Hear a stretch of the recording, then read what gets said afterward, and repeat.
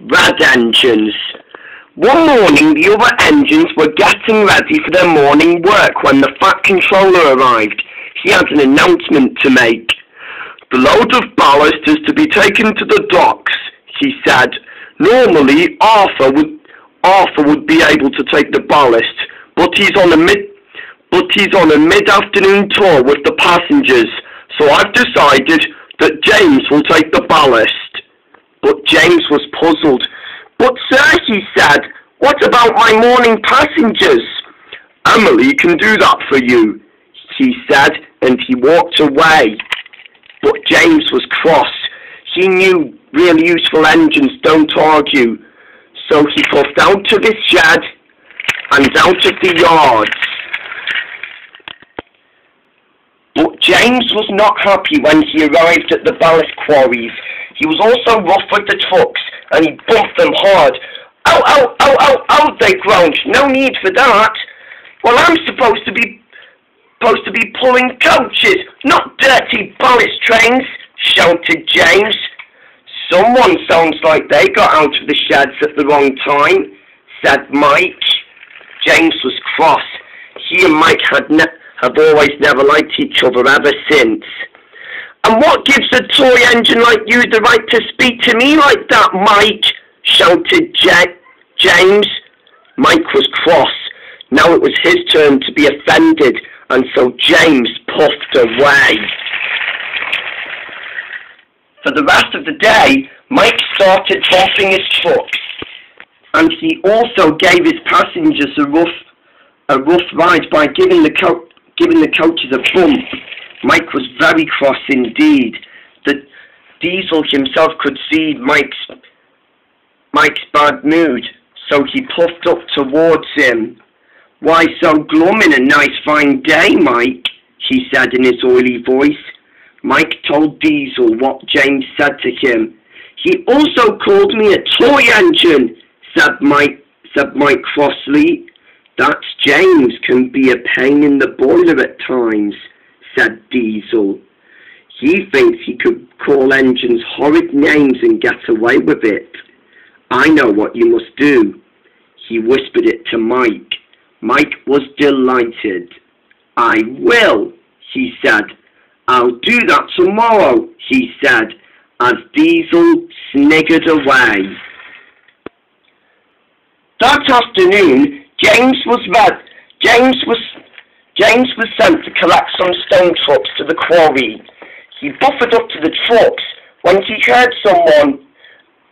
James," said Mike innocently, you won't be pulling these trucks this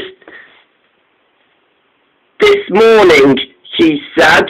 James was puzzled. "Why not?" said James. "Because these are for Arthur to deliver," he said.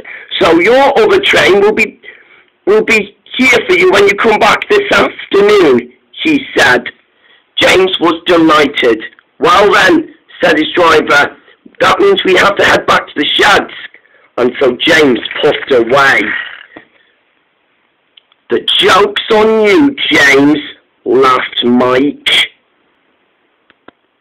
When James came back to his shed, his driving fireman left home early, and so James was all alone in the sheds, and he dozed off to sleep. He was enjoying himself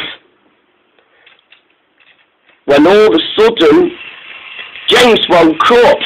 He found that he was rudely awoken he had been rudely awoken by the sound of Arthur's whistle. "Where have you been?" he shouted. I was thinking to myself," said a voice. It was the Fat Controller. James jumped when the Fat Controller walked before him, and so the Fat Controller was not happy. "James, I've told you to collect the stone trucks, but I've heard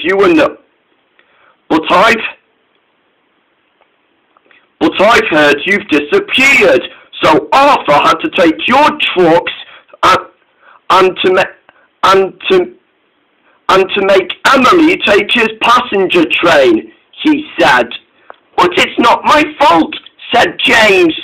Mike said I was no longer needed. The Fat Controller pondered. I see. I'll be having a word with Mike when he comes back tonight. But in the meantime, you will shunt trucks in the yards and it can make you understand what it's like to be a reliable engine, he said. And by the time Mike came back to the sheds that evening, the Fat Controller was cross with him. He spoke to him severely. I would have expected better from you, Mike, he said. Your trickery has caused confusion and a lot of delay, he said. In the meantime, you will stay in your shed until further notice, and you will think about your actions and think about how you will improve yourself. He turned and walked sternly away. Mike did think so, but he was also thinking about giving Diesel a piece of his mind.